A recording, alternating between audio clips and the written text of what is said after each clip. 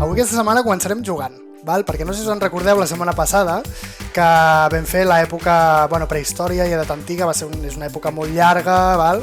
Age of Empires 1 correspon sobretot a l'edat antiga. Segur, és una saga molt coneguda.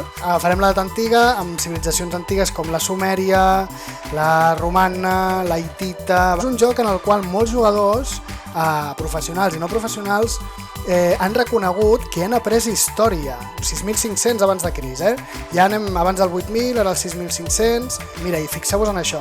Els humans de la prehistòria eren oportunistes i trobaven menjar segons l'entorn que els rodejava, en els pasts, a la caça era la major font d'aliment, mentre que els entorns costers afavorien la recol·lecció de mol·luscos i d'ous de les aus marines. Fixeu-vos, això està molt bé. Tal com comences, et surt per aquí unes ruïnes i et surt aquest escrit que m'ha semblat molt interessant. Diu, tant el món com l'imperi que una vegada va governar ara estan a les ruïnes. Les cases nobles que controlaven les províncies i comandaven grans exèrcits han sigut reduïts a decadents ciutats-estat. El que dèiem també de l'origen de les 4 barres. L'origen de les 4 barres ve de Barcelona, del casal de Barcelona, King Jaume, Jaume I. Almogàvers, Can't hide anywhere, es poden amagar.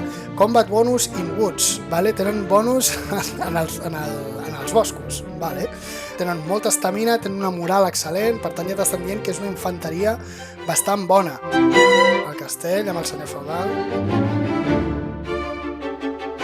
és bastant complexa i també real en aquest cas.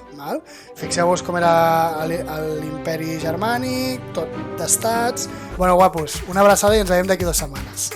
Vinga, que vagi bé. Adéu.